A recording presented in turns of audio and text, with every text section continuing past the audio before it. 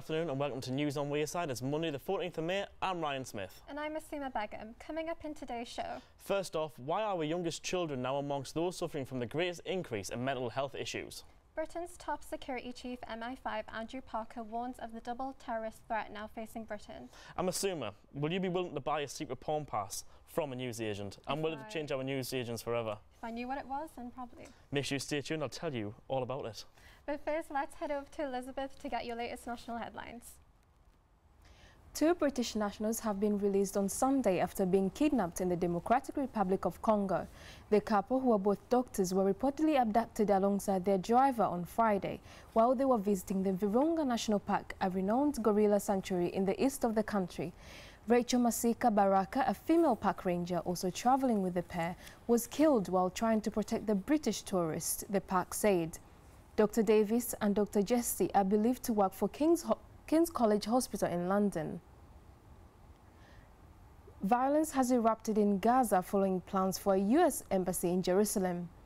At least 28 Palestinians have been shot dead by Israeli troops after bloody clashes erupted on the border. The Palestinians see the opening of the embassy as clear U.S. backing for Israeli rule over the whole city, a city of eastern Palestinians believe they have a claim to. A well-known Israeli football club called Beta Jerusalem have now announced a change of the club's name to Beta Trump Jerusalem in honor of the courageous American president. Mohamed Salah, who currently plays for Liverpool FC and Egypt's national football team, has broken the record for the most goals in a 38-game Premier League season. Salah then claimed the league's Golden Boot award, Liverpool's 4-0 win over Brighton at Anfield on Sunday. In the 26th minute, he scored the 32nd goal of the league campaign. The goal meant he finished 2 ahead of Tottenham's Harry Kane in the race to the league's top scorer. Tributes have been made in the streets of Liverpool in memory of Alfie Evans, the youngster who lost his battle with a degenerative brain condition last month. His case drew international attention when it became the center of a High Court legal battle. The 23rd-month-old supporters became known as Alfie's Army. The Alfie's Army logo was on the side of his coffin today. The words "Warrior" and "Our Hero" are written in white flowers on the roof of the car. His parents lost a legal battle to allow him to receive treatment abroad. Thanks, Elizabeth. Now, one of the biggest stories in the country today, MI5 chief Andrew Parker has warned that Britain faces a double threat from Russia and Islamic State. In a rare speech held in Berlin, Andrew claimed that 12 terrorist plots have been prevented since the attacks in Westminster last year. He has now called for Britain and Europe to maintain close security ties to foil future attacks. He warned that Russia is trying to undermine European democracies and that the threat from Islamic State still remains, with the group looking to plan more devastating and complex attacks in Europe. Our reporter Hannah Foster has more. Watching a senior civil servant give a public speech isn't normally an unusual sight. But today couldn't be any more different as head of MI5, Andrew Parker, has given his first public speech outside of the country. Addressing an audience in Berlin, Parker warned of the twin threat that Europe is currently facing. This is the first public appearance of an MI5 boss outside of the UK, which emphasises the risk that we all face. After being expelled from Syria and Iraq, the threat to Europe from the terrorist organisation is higher than ever, threatening direct, devastating and more complex attacks. We've all seen an increased threat from Russia in the past few months. Tensions have been high ever since the nerve agent attack on former double agent Sergei Skripal in March. Russian politicians continue to deny involvement. With Britain leaving the EU in the next year, Parker is calling on Europe to strengthen security plans. New legislation may be needed post-Brexit to guarantee that intelligence data will continue to be shared. Here's what Parker had to say at the conference earlier. We've thwarted a further 12 Islamist terror plots. 12 occasions where we have good reason to believe a terrorist attack would otherwise have taken place in our country. The hopes from today are to start a conversation on security and to continue cooperation with Europe to keep the UK safe. Now, you may find this pretty shocking, but the number of children referred for mental health treatment by their schools has increased by more than a third. Research by the NSPCC shows that more than half of the referrals came from primary schools where children were under the age of 11. The NSPCC explains that many factors such as bullying and exam stress are putting children at risk of developing a mental health problem. Depression and anxiety were among some of the reasons children were being referred. A shocking number of those children are still being denied mental health treatment. Now, unfortunately, the pressure and stress will be on many students across Britain who will be starting their GCSEs and SATs this week. We can't help but wonder what must be going through their heads. Our reporter Yolanda has more on this for us.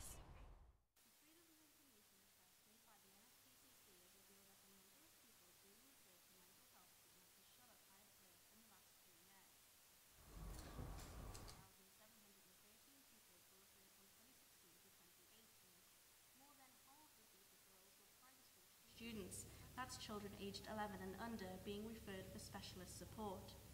Some of the issues that children were referred for included depression and anxiety.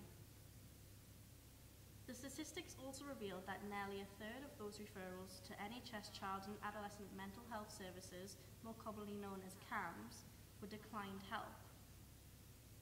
This information comes at an ironic time as millions of children start their SATs and GCSEs this week, which can be a very stressful time. The NSPCC is now warning that increasing demand for these services is placing a great pressure on them and jeopardizing the well-being of thousands of children and young people all difficulties there. That's Yolanda giving her our best mime impression. I thought you did pretty well, to be honest with you, Masuma. It wasn't too bad. All right, coming up, find out how Caroline Flack, who was walking down the island under a few months' time, went for a walk at a showbiz garden last night and fell flat on her face. But before that, though, it's time to get your latest news close to home with Andrea. Fatally injured a teenager who has been jogging in Whitley Bay. Footage released today by police officers show the moments leading up to the 18-year-old William Dory's death. In the video, you see a clip of Joshua Sheruka moments after the crash. He was racing against his friend Harry Cable. The two joyriders were jailed at Newcastle Crown Court for a total of more than 11 years. They both admitted death by dangerous driving. Meanwhile, another teenager has died after being hit by a car on the A1 in Northumberland. The 19-year-old pedestrian was taken to hospital after the collision at around 2:45 a.m. Police have confirmed that he died later this morning. Sunderland City 10K run has taken place for the 8th time this Sunday as professional and fun runners flooded the streets. More than 4,000 runners took part in the half marathon, which started and finished it at Kill Square. This year's theme for the events was #RunWithTheTide, as Sunderland is preparing to host the Tall Ship Race in July. Sunderland Harriers 33-year-old runner Andy Powell won the 10K for the first time. Cathy's Big Bike Ride event is coming again to Sunderland this year. Hundreds of people are expected to take part in the bike ride from Hellas Barracks, Catterick to Ashbrook, Sunderland. The 57-mile race will raise money for Cathy's chosen charities. And a new comedy club is set to bring top set up by the Northeast comedian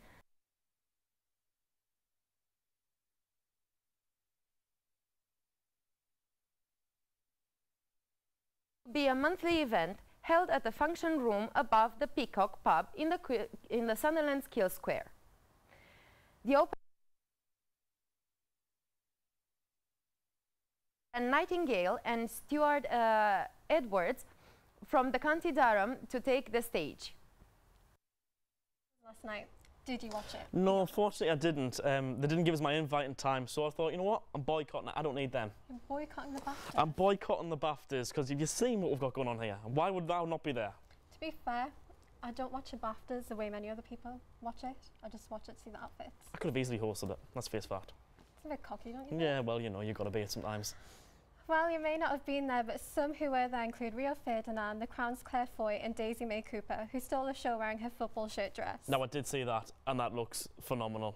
honestly. A football shirt dress. Yeah, so imagine a football shirt and then, like, imagine, I don't know, sort of like a bride's wedding dress. So is she wearing football boots? No, sure, I don't think she's wearing football boots. I didn't really get that. But one person that wasn't there was Ant McPartlin. Was that right? Yeah. Apparently, he is still taking time off after his drink driving conviction last month. His presenting partner, Declan Donnelly, did attend, though, alongside his pregnant wife, Ali Astle. Our Showbiz correspondent, Veronica, has the latest from last night's awards. Well, it was a very glamorous night indeed at this year's TV BAFTAs.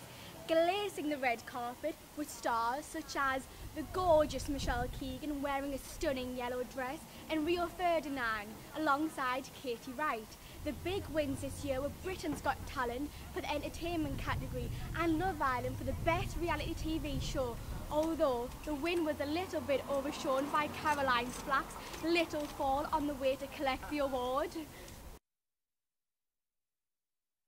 Last night, didn't it? A few more technical difficulties there, but I'm sure it was good all the same. As we said before, Ant wasn't alongside his best friend Dec, but it was still a successful night for the Geordie duo, with Saturday Night Takeaway being nominated for the Best Entertainment Show, only though for it to be beaten by Britain's Got Talent, which they also presented. I suppose if you're going to lose an award, you might as well lose it to yourself. Exactly. So Veronica, if you're there, did Dec pick up the award alone? Dec did accept the award alongside the BGT team. He didn't make a speech. He didn't say any words, but it has been rumoured that Ant is taking a little bit of time off following his drink driving conviction that was in the news earlier this year. After the glitzy bash, Scarlett Moffat posted a video on Instagram which everyone's been talking about, as it looks like she's wrapped in a towel or even a sheet. She was congratulating the pair. Thanks, Veronica. It sounds like a great night. We've actually got a screenshot of that video here of Scarlett Moffat, I believe. No, we don't. It's still on our Instagram story, though, if you want to see it. However, because it is a story, it's not going to be there for 24 hours. Probably. I'm sure that you'll get your invitation next year, as long as you don't boycott it. Yeah, I'm sure I will. Right now, though, back here in Sunderland, a 23-year-old Sunderland mum has put out an appeal on Facebook in a bid to find out her biological dad, who she's never met. Becca Harrison only knows that his last name is Jamie and has no other information following the death of her own mum 3 years ago. She joins us now. So Becca, you've never met your dad and were raised by your mum. So, sorry, weren't you? Yeah. So, it's true you've never seen your biological dad? No. So did you have a stepdad or anything like that? Or? Well, I was actually adopted by me auntie and my uncle when I was younger. So I've always known my uncle as my dad. Yeah. But then it's always been in the back of my mind who my biological dad is. Do I know him? Have I walked past him in the street? So I just thought I'd find out for myself. And your mum tragically died 3 years ago, is that right? Yeah. So what point did you then think that you want to sort of turn to social media to try and find your biological dad? It was actually on Thursday night. It was my mum's birthday. She would have been 49. And so I had some friends around celebrating her birthday, and we just start talking because it was one of our old friends that she used to know years ago. And we just got to start talking about her, what she was like when she was younger and everything, and then just the conversation of me dad popped up. So I thought she might have knew, and she just says, why don't you turn to social media? It's the main point of everything at the moment. So if you do find him, what would be the first thing you say to him? I haven't thought that far ahead yet. Obviously you've got children of your own. If you do find your biological dad, would you want him to be a part of their lives as well, or? Eventually, yeah. As we've got to get to know each other and start a relationship between me and him, and then eventually he might be able to meet his granddaughter. All right. So the Facebook post has had over almost 900 shares before we came on there. So have you had anything back from the Facebook post yet? And so I read through the comments. I've seen a couple of people say, "Oh, like private messaging me about this." Have you had anything back from it yet or not? No, not names or anything like that yet. Just a few people saying that they knew my mum when she was before she had me, and they're just gonna see if they could get any information from us from other friends. Now the only information you actually have is that he is called Jamie, isn't it? Yes. And that is it. You have no other information. No other names. So obviously, in a bid to try and find your biological dad, where can people contact you, or where's the best place to try and contact you to be able to sort of give you any sort of information? Facebook. That's all I can say is Facebook. I'm sure people in the local Sunderland area will be able to find it. It's been shared by hundreds and hundreds of people from the local area, and it is also on the Sunderland Now page as well, and we hope that you do find your dad. Well, thank you. Best of luck with that. I'm sure through the power of social media you'll get there eventually. I'm sure you will, don't worry about it. Alright, now Masuma, what do you normally buy from your local newsagents? Probably a Cosmo mag, some chocolates, maybe like a drink. Fair enough, it's pretty standard. So imagine buying all of that and then buying a pawn pass as well. What's a pawn pass? Well, I'll tell you that in a second.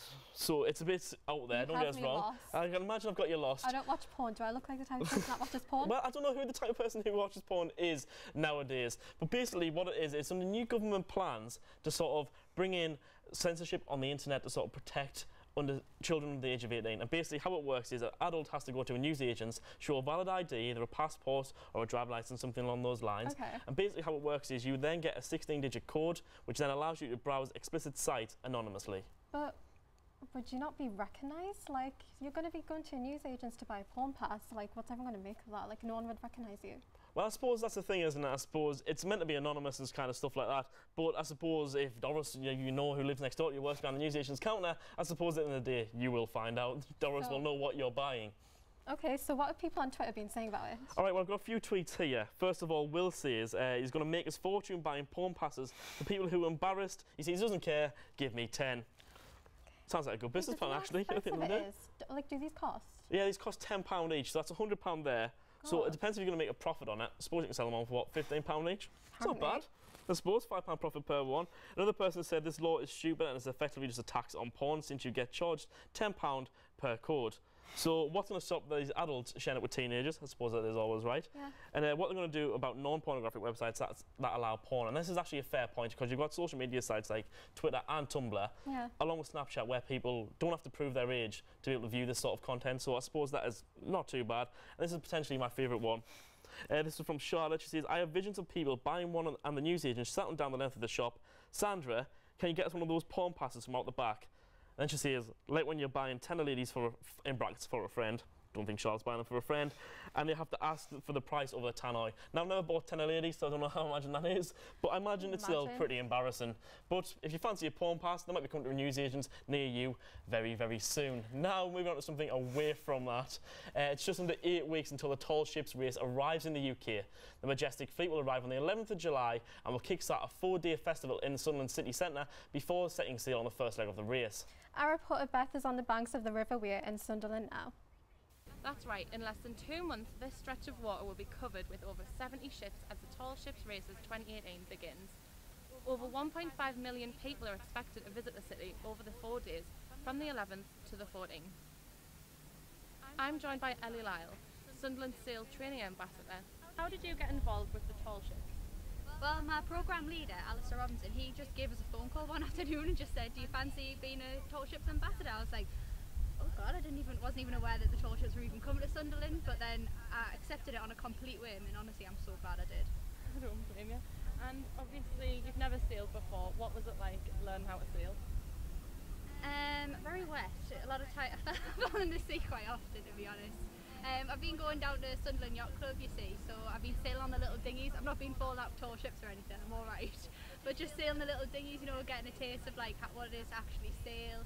But then my tall ships sailing experience is only limited to just one ship, so I'm just looking forward to trying it again. And what does the tall ships mean for Sunderland? Well, tall ships are essentially now used as tall ships now are usually owned by charitable organisations, and they kind of use the ships as a platform for youth development, so getting young people on board and like giving them a big life-changing experience outside the area they live in. So I hope that it means for Sunderland that more people in the area can get involved in something like that and are aware of more opportunities to do things like that. And obviously it's grown so much since it first started. What can you see for the future of the tall ships? Well, I just hope they continue doing what they're doing, inspiring more people to get involved and change their lives, really. Now, have you ever had a pie from a tin? Well, if you're a millennial, you probably haven't, but your parents might have, or especially your grandparents might have. And I'm talking about this kind of pie from a tin. And if you haven't had it, it's apparently because you can't open it. Videos have emerged on social media on people trying all sorts of methods to break the tin open. So, we've got a tin opener, and I've got a pie. I want to give this a go. Now, I can open tins. I'm going to put that out there, right? First of all, I can open tins. So but that's really insulting. This tin opener is very sort of rusted, so I'm going to give this a go. I have so, the same exact one. Is that bad? You know what it is? I can't even no, maybe I can't open a pie. I'm not going to lie. Oh, here we go. Here we go. Right. Okay. So what are we going to? This is minced beef and onion. So if I get minced beef and onion over, someone's getting the bill from a dry. Oh, there we go. It's working. What is everyone? Am I in there or not? I think I am. You're cutting it. And you know what? I think I might actually be in here. Should we let everyone see? This is groundbreaking telly for anyone who does not know. You can't really make it out. I think I'm in there. We think you. I think. We think. No, I'm not actually. You're going to see me. You give it a go. So what makes you think I can do it? You know, it's bent on the edge. I've done that side, so you do the other side. You know, don't take credit for my work. Right. Okay. I literally have no upper body strength, so this isn't cutting. Actually, I feel like it's only cutting like the paint on here. So. There you go. Really Millennials useless. apparently can't open the pie. Hopefully we might finish that by tomorrow and you can come back and find out if millennials actually can open a tin or if we'll have no pie at all. And also we'll be talking about the first crucial day for SAS and GCSEs and how they went for thousands of students across the country. We'll see you tomorrow.